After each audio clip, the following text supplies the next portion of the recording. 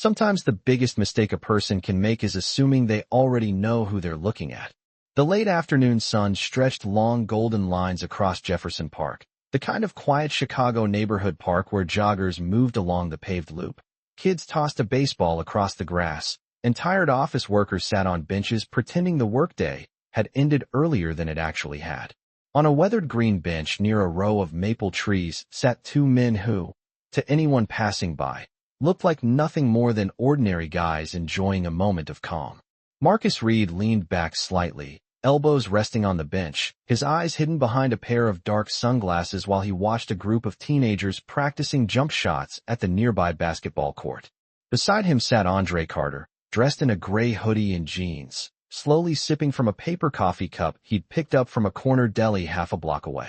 The scene around them felt peaceful, almost routine, but beneath that calm surface both men were quietly focused, their attention drifting not to the laughter or the breeze moving through the leaves, but to subtle movements across the park. A black sedan had been parked along the curb for nearly 20 minutes. A man standing near the playground had checked his phone 6 times in the last 5 minutes. Small details. The kind of details most people never notice. Marcus glanced toward Andre without turning his head. "Clock's moving," he said quietly. Andre nodded once, as if the comment were about nothing more important than the weather. The two men sat there in silence again, blending into the ordinary rhythm of the park, until the distant sound of tires rolling slowly over pavement broke the moment. A patrol car eased along the park road and came to a stop not far from their bench. The door opened. Officer Daniel Brooks stepped out, tall, broad-shouldered, and carrying the stiff confidence of someone who believed he was in complete control of the space around him. Brooks scanned the park with narrowed eyes before his attention landed on the two men sitting beneath the maple trees. Something about the sight seemed to irritate him instantly. Maybe it was the way they sat too comfortably. Maybe it was the quiet conversation that stopped the moment he approached. Or maybe it was simply the assumption forming in his mind before he had even taken a single step closer. Brooks adjusted his duty belt and began walking toward the bench, his boots crunching softly over the gravel path. A few nearby park visitors glanced over, sensing tension before a word had even been spoken.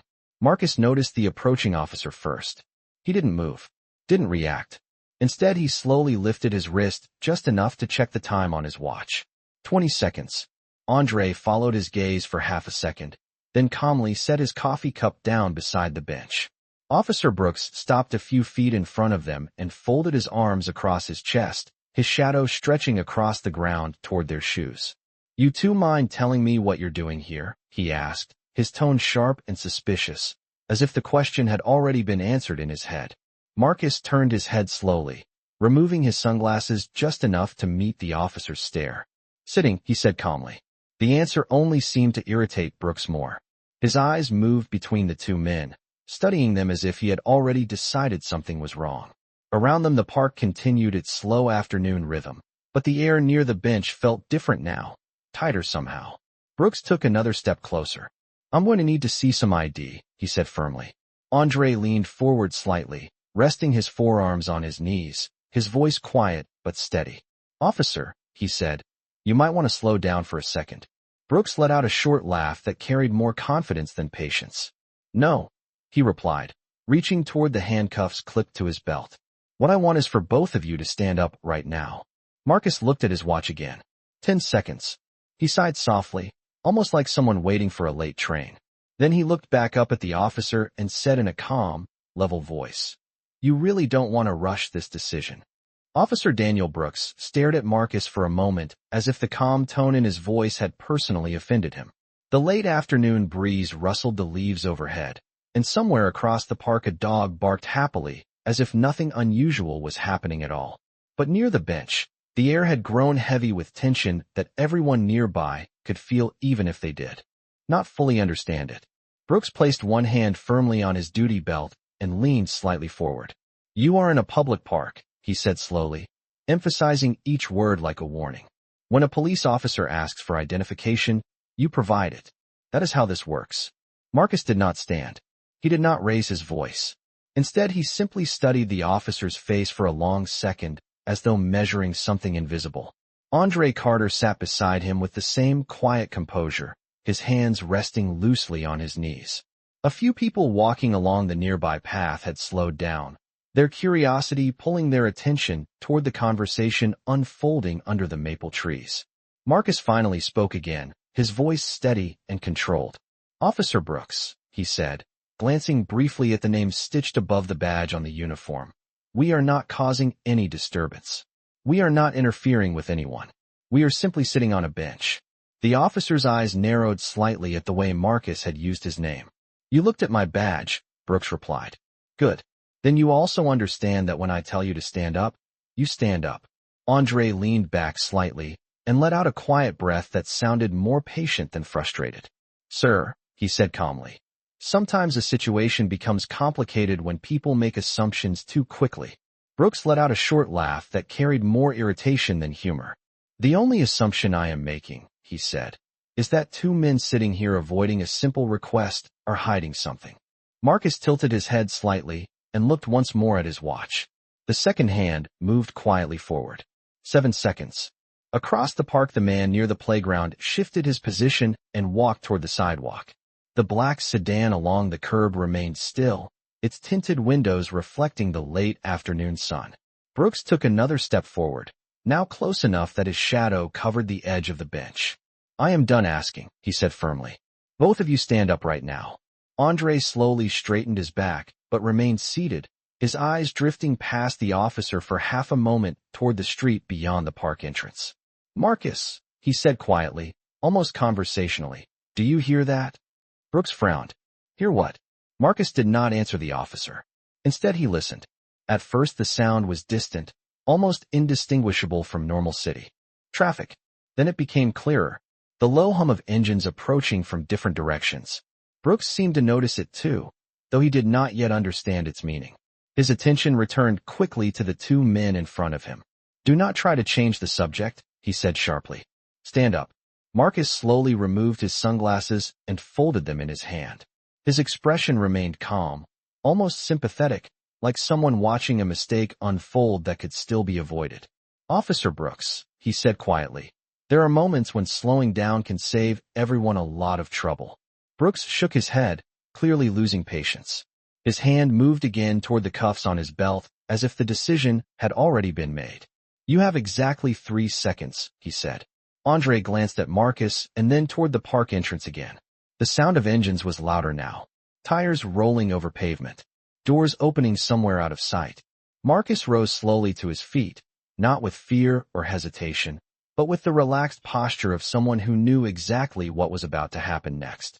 He looked directly at Officer Brooks and spoke in the same calm tone he had used from the beginning.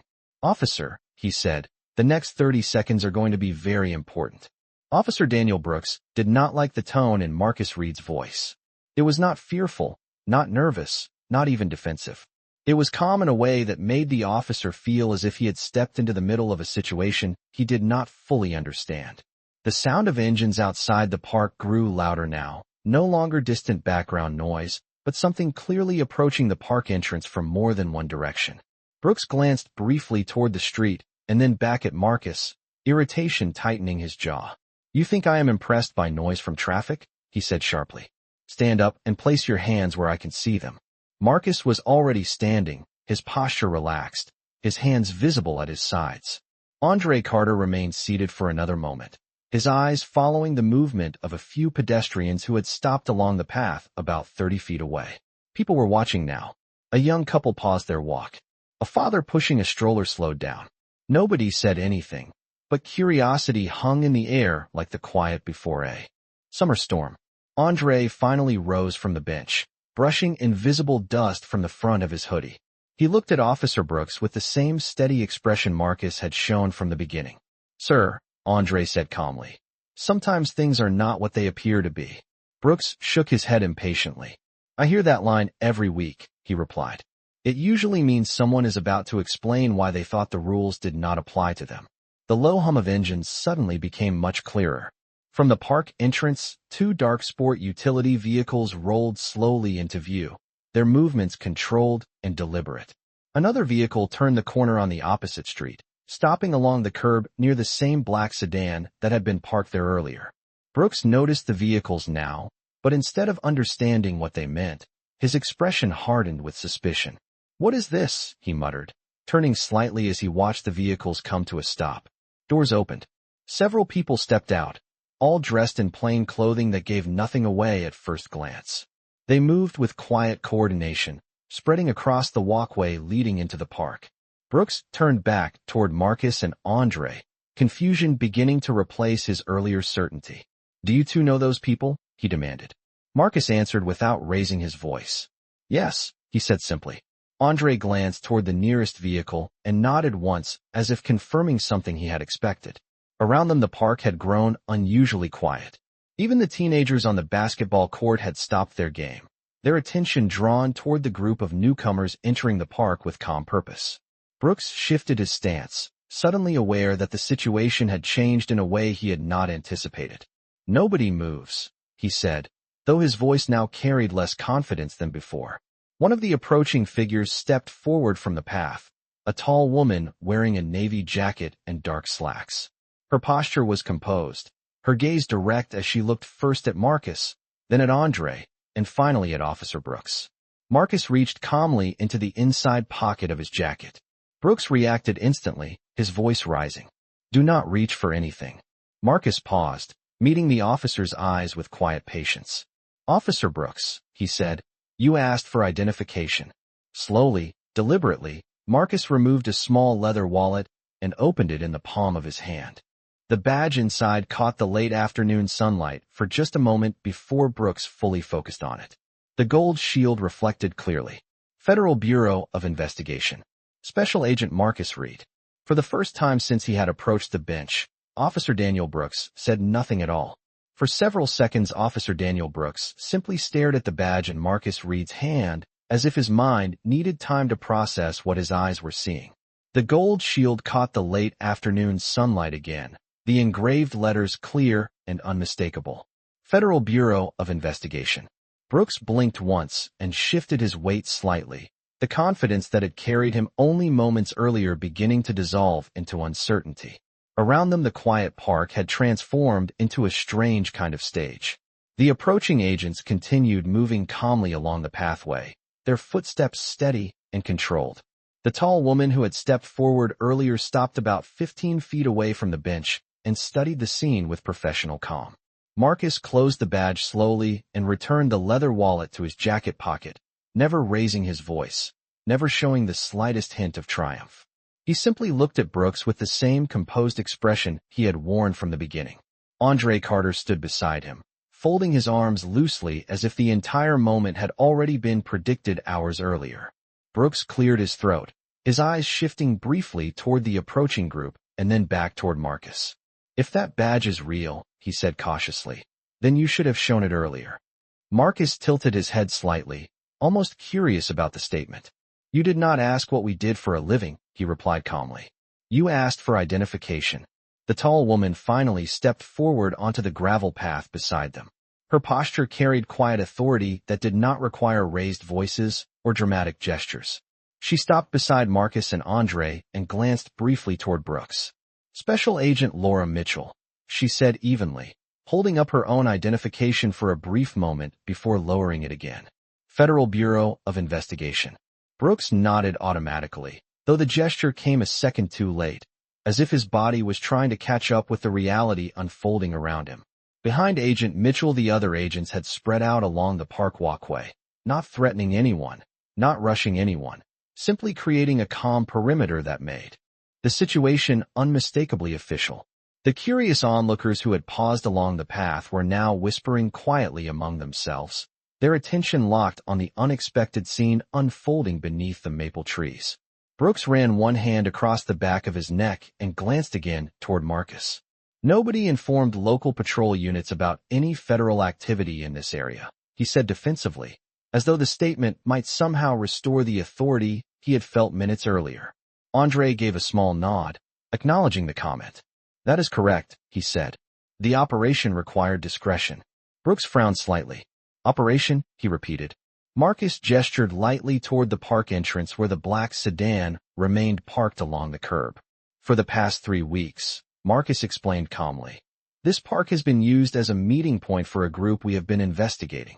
Brooks followed his gaze toward the street, his confusion deepening. You mean the man by the playground earlier? He asked slowly. Andre smiled faintly, the expression more patient than amused. One of several individuals we have been tracking, he said. Agent Mitchell stepped slightly closer to Marcus and Andre before addressing Brooks again, her voice firm but controlled. Officer Brooks, your presence here today was not part of our plan, she said. However, at this point the situation is under control. Brooks looked from one face to another, the realization settling in piece by piece. Only minutes earlier he had believed he was questioning two suspicious individuals on a park bench. Now he stood in the middle of a federal investigation he had not even known existed. Marcus glanced once more at the quiet park around them, the children returning slowly to their basketball game and the joggers resuming their laps along the path. Then he looked back at Brooks and spoke with calm clarity.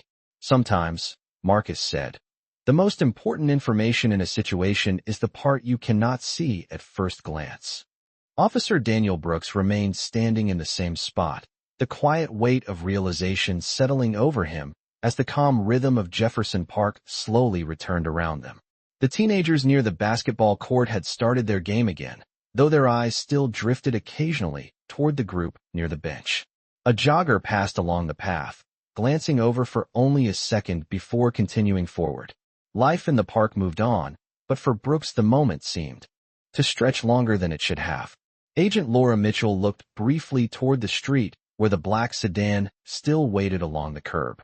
One of the agents near the walkway lifted a hand slightly, a subtle signal that something expected was about to happen. Marcus Reed noticed the signal as well and gave a small nod, the kind that required no explanation between people who had worked together long enough to understand silence. Andre Carter folded his arms loosely and leaned one shoulder against the bench, watching the park entrance with quiet focus. Brooks followed their attention again, trying to piece together the situation now unfolding around him. You said this park has been a meeting point, he said slowly, the earlier sharpness in his voice replaced by cautious curiosity. Marcus glanced toward him. That is correct, he answered. 3 meetings over the past 2 weeks. Always within a 30-minute window between 4 and 5 in the afternoon. Brooks frowned slightly as he looked toward the park entrance again. And today is number 4, he said. Andre nodded once. Today is when the exchange was expected. Brooks shifted his stance again, his mind clearly racing through the implications. Exchange of what? He asked. Agent Mitchell answered this time, her voice steady and professional. Information first, she said. And depending on how the meeting unfolds, possibly something more valuable. Brooks glanced back toward Marcus and Andre, understanding now why they had been sitting so calmly on the bench earlier. To anyone walking through the park, they had looked like two friends enjoying a quiet afternoon. In reality, they had been waiting for something far more serious. Marcus looked toward the man who had earlier stood near the playground. The spot was empty now, but the direction of his gaze remained fixed. The man you noticed earlier, Marcus said calmly to Brooks, has been acting as a courier for a group we have been investigating for months. Brooks raised an eyebrow. And you believed he would show up here again today? Andre smiled faintly. Not believed, he said. Confirmed. At that moment the black sedan along the curb came to life. Its engine started quietly, and the vehicle rolled forward about 10 feet before stopping again near the park entrance. The driver remained inside, but the movement was enough to shift the attention of everyone watching. Brooks instinctively straightened his posture as the significance of the moment became clearer. Agent Mitchell lifted a small radio from her jacket and spoke quietly into it. Positions confirmed, she said calmly. All units maintain visual contact. The agents along the walkway adjusted their positions slightly, their movements subtle enough that most people in the park would never notice. To Brooks, however, every motion now felt deliberate and precise. Marcus glanced briefly toward Brooks before returning his attention to the park entrance. This is the part where patience matters, he said quietly. Brooks exhaled slowly and nodded once, no longer questioning the calm authority of the man standing beside him. The officer who had arrived believing he was about to question two suspicious men on a park bench now found himself witnessing the quiet unfolding of a federal operation. Andre looked toward the sedan again and spoke in a low voice. 3 minutes, he said. Marcus checked his watch once more and gave a small nod. Right on schedule.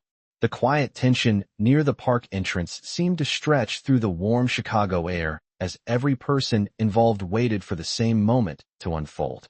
The black sedan remained parked just beyond the pathway, its engine humming softly while sunlight reflected across the windshield. Marcus Reed stood beside the bench with the calm patience of someone who had repeated this kind of wait many times before. Andre Carter watched the sidewalk carefully, his attention fixed on the direction where the man from earlier had disappeared. Agent Laura Mitchell stood a few feet away, her posture composed, her eyes moving across the park with the steady focus of someone responsible for the entire operation. Officer Daniel Brooks remained near the bench as well, though now he felt more like an observer than the person in control. Only 15 minutes earlier he had believed he was handling a routine situation in a neighborhood park. Now he stood in the middle of something far larger than he had imagined. The soft sound of footsteps approached from the far sidewalk. Marcus noticed it first. He did not turn his head immediately. Instead, he listened for a moment, confirming what he already expected. Then his gaze shifted toward the path leading into the park. A man wearing a dark jacket and baseball cap walked casually along the sidewalk as if he had simply decided to enjoy the late afternoon air. He carried a small messenger bag over one shoulder and kept his pace relaxed, neither hurried nor hesitant. To anyone passing by he appeared ordinary, just another resident cutting through the park on the way home. But Marcus watched him carefully, recognizing the pattern that had appeared during the previous meetings. Andre spoke quietly, without looking directly at the approaching man. "Same courier," he said under his breath. Marcus nodded once. "Right on time." The man slowed slightly as he reached the park entrance and glanced around with the subtle caution of someone checking his surroundings without wanting to appear suspicious. His eyes passed over the basketball court, the walking path, the benches beneath the maple trees. When his gaze briefly moved across Marcus and Andre, he gave no sign of recognition. That was part of the arrangement. To anyone watching, they were strangers. Agent Mitchell lifted her radio again and spoke in a voice so quiet that only the nearest agents could hear. "Target approaching entry point. Maintain positions." Along the walkway, the other agents remained scattered among the park visitors, blending in like ordinary pedestrians. One appeared to be checking messages on a phone. Another leaned against the railing near the bike rack. Their stillness was deliberate, their attention fixed on the same individual moving closer through the park. Officer Brooks watched the scene unfold with growing amazement. He could see now how carefully everything had been arranged. What he had mistaken earlier for random park visitors were actually agents positioned with quiet precision. The man with the messenger bag walked slowly along the gravel path, stopping briefly near the drinking fountain before continuing toward the benches. Marcus checked his watch once more. The second hand aligned perfectly with the time they had expected. 30 seconds, Andre said quietly. Brooks glanced toward Marcus. "You knew exactly when he would arrive," he said. Marcus answered without taking his eyes off the approaching courier. "Patterns tell a story," he said calmly. The man reached the row of benches and paused as though deciding where to sit. For a moment he appeared uncertain, his eyes scanning the park once more. Then he walked directly toward the bench where Marcus and Andre had been sitting earlier. The messenger bag slid slightly across his shoulder as he stopped beside it. He sat down slowly, setting the bag beside him. From a distance, it looked like nothing more than a man resting after a walk. But Marcus and Andre both understood that the next few moments would determine whether weeks of investigation would finally reach the answer they had been searching for. Andre looked toward Marcus and spoke quietly. "This is it." Marcus gave a small nod and stepped forward from beneath the maple tree, his voice calm as he addressed the man on the bench. "Good afternoon," he said. The man sitting on the bench looked up slowly when he heard Marcus Reed's voice, his expression calm but cautious, as if he had been expecting someone yet was still deciding who that person might be. The late afternoon sunlight filtered through the maple leaves above, casting shifting shadows across the gravel path and the wooden slats of the bench. For a brief moment the park returned to its ordinary rhythm. A basketball bounced somewhere across the court. A bicycle rolled quietly along the path. Yet the quiet circle of people near the bench remained frozen in a different kind of moment, one shaped by patience and observation rather than noise. The courier studied Marcus carefully. "Good afternoon," he replied, his tone neutral. His hand rested lightly on the messenger bag beside him, as if protecting it without drawing attention. Marcus stopped about 6 feet away from the bench, leaving enough distance to keep the conversation calm and unthreatening. Andre Carter stepped slightly to Marcus's left, his posture relaxed but attentive, his eyes calmly watching every movement the man made. From the edges of the park, the other agents maintained their positions, appearing to anyone else like ordinary visitors enjoying the warm day. Officer Daniel Brooks stood a few steps behind Marcus now, his earlier authority replaced by quiet observation as he witnessed the careful choreography unfolding around him. Marcus spoke again, his voice friendly but deliberate. "Beautiful afternoon for a walk," he said. The courier nodded slightly.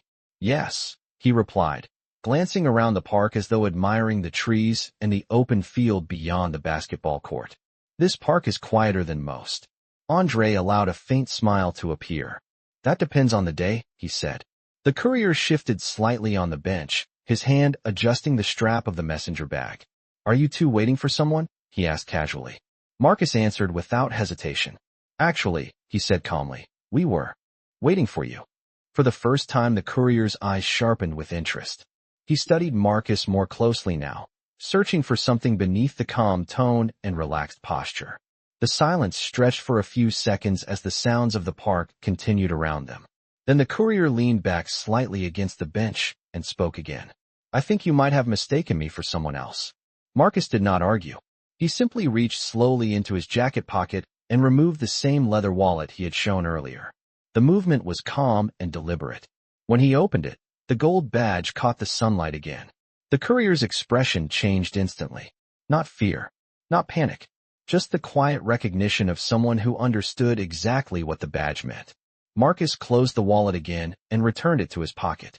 "Special Agent Marcus Reed," he said calmly. Andre lifted his own identification briefly as well. "Special Agent Andre Carter." The courier looked from one man to the other, then glanced subtly around the park as if measuring the distance to every exit. From where he sat, he could see several of the agents positioned along the pathways, though they had not moved an inch. He exhaled slowly and rested both hands on his knees. "So that is how this afternoon is going to go," he said quietly. Marcus gave a small nod. "That depends entirely on you," he replied. The courier looked down at the messenger bag beside him for a moment before lifting his gaze again. "You have been watching this place for a while," he said. Andre answered with calm honesty. "Long enough to understand the pattern." The man leaned back against the bench again, his shoulders relaxing slightly as if the decision had already been made in his mind.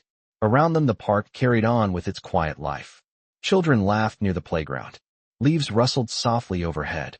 Yet within the small circle around the bench, every word now carried the weight of the investigation that had brought them all to this moment. The courier remained seated on the bench, his eyes moving slowly across the quiet park, as if committing every detail of the moment to memory. For several seconds nobody spoke. The gentle sound of wind through the maple leaves above seemed louder than before, and the distant bounce of a basketball echoed softly across the court. The man finally looked back at Marcus Reed and Andre Carter with a calm expression that suggested he had already accepted the situation. "You must have spent a long time building this," he said quietly. Marcus did not deny it. "Long enough," he replied. Andre stepped slightly closer to the bench, his posture still relaxed, but his attention completely focused on the messenger bag resting beside the courier. The man noticed the glance and placed his hand lightly on top of the bag. "You want to know what is inside," he said. Marcus answered with the same steady tone he had used since the beginning. "We already have a good idea," he said. "What we want to know is how far this network reaches." The courier leaned forward slightly, resting his elbows on his knees. His eyes moved briefly toward the pathway where Agent Laura Mitchell stood speaking quietly into her radio, then toward the agents positioned near the park entrance. He understood now that every direction had already been covered. The operation had been prepared carefully. "You think I am the one making decisions," he said after a moment. Andre shook his head gently. "No," he replied. "We know you are a courier. That is why we waited until today." The courier studied Andre's face for a moment and then looked back at Marcus. "Then you also know that someone else will be expecting this delivery." Marcus nodded. "That is correct." The man exhaled slowly and leaned back against the bench again. For the first time since the conversation had begun, he looked almost relieved. Then maybe today can save everyone a lot of time, he said quietly. Officer Daniel Brooks watched from a few steps away, his earlier confusion now replaced by a deeper understanding of the situation unfolding in front of him. He realized that every word spoken between these men carried weight far beyond the quiet park around them. This was not just a conversation. It was the moment when weeks of investigation might finally reveal the truth behind a larger operation. The courier reached down slowly and lifted the messenger bag onto his lap. Marcus remained calm, watching carefully but making no sudden movement. The man unzipped the bag and opened it just enough for Marcus and Andre to see the contents inside. Several sealed envelopes rested neatly within, each marked with coded labels. Andre glanced briefly toward Marcus, silently confirming what they had suspected for days. Marcus turned his attention back to the courier. "Those documents," he said calmly, "are not meant for you to keep." The courier nodded once. "I know," he said. He closed the bag again and rested his hands on top of it. The park remained peaceful around them, but within this quiet circle a decision had clearly been made. The man looked at Marcus one last time. "You followed the pattern," he said. "But the real question is whether you are ready for what happens when that pattern breaks." Marcus studied him carefully. "Explain," he said. The courier gave a faint smile that carried a hint of warning rather than humor. "Because the person who was supposed to meet me today," he said slowly, "does not know you are here." The courier's words lingered in the quiet air beneath the maple trees, and for a moment even the sounds of the park seemed to fade into the background. Marcus Reed studied the man carefully, measuring the calm confidence behind that final statement. Andre Carter glanced briefly toward the park entrance where the black sedan still waited along the curb, its driver hidden behind tinted glass. Around them the agents remained exactly where they had been positioned, blending so naturally with the environment that anyone walking through the park might still mistake them for ordinary visitors enjoying the afternoon. Marcus spoke again, his voice steady and thoughtful. "If the person you were expecting does not know we are here," he said, "then that means they are still planning to arrive." The courier nodded slowly. "Yes," he replied. "That was the arrangement." Andre looked toward Marcus for a moment before shifting his attention back to the courier. "Then the pattern did not break," he said calmly. "It simply expanded." The courier allowed a faint smile to appear, acknowledging the logic in Andre's words. Officer Daniel Brooks stood quietly a few steps away, watching the exchange with growing understanding. Earlier that afternoon he had approached the bench believing he was about to question two men sitting suspiciously in a park. Now he realized that the entire scene had been part of something far more deliberate and patient than he had imagined. Marcus glanced toward Agent Laura Mitchell, who remained near the pathway, speaking quietly into her radio. She listened for a moment, then lifted her eyes toward Marcus and gave a small confirming nod. Marcus turned back toward the courier. "Your contact is already close," he said. The courier followed Marcus's gaze toward the park entrance. For a brief moment nothing changed. Then another vehicle turned slowly onto the street beside the park and came to a smooth stop about 40 yards from the black sedan. The door opened and a man stepped out, adjusting his jacket as he looked toward the walking path. To anyone nearby he appeared calm and confident, as though he had arrived for a simple meeting on a pleasant afternoon. But the agents positioned around the park had already shifted their attention toward him. Andre spoke quietly. "That is him." Marcus nodded once. "Exactly where we expected." The courier leaned back slightly on the bench, watching the man approach from the distance. "You see," he said quietly, "patterns do not always belong to the people who think they control them." Marcus considered the words for a moment before answering. "That may be true," he said calmly. "But patience has a way of revealing who is actually in control." The approaching man walked steadily along the pathway, unaware that nearly every movement he made was being observed. As he drew closer to the bench, he slowed slightly, his eyes moving across the park before settling on the courier. Then he noticed Marcus and Andre standing nearby. His expression shifted with subtle confusion. The courier looked at Marcus one final time and spoke quietly. "Now the story becomes interesting." Marcus stepped forward slightly, his posture calm and confident as the man reached the edge of the bench. Andre moved beside him, the two agents standing together with quiet authority that required no raised voices or sudden gestures. Around them the park continued its peaceful rhythm. Yet the truth behind the meeting had finally reached the surface. Marcus spoke clearly so that the approaching man could hear him. "Good afternoon," he said. The man stopped. For a brief second, he seemed unsure whether to continue walking or turn away. But by then it was too late. Agent Laura Mitchell stepped forward from the pathway with the same composed authority she had shown all afternoon. The agents along the walkway closed the distance calmly, their presence unmistakable but controlled. The courier remained seated on the bench, watching the moment unfold. With quiet acceptance, Officer Brooks exhaled slowly, realizing that the entire situation he had stumbled into earlier had now reached its natural conclusion. Marcus looked at the man standing before them and spoke with calm clarity. "Sometimes," he said, "the truth arrives exactly on schedule." The wind moved softly through the maple leaves above them, and the quiet park carried on as if nothing extraordinary had happened at all. Yet in that single moment,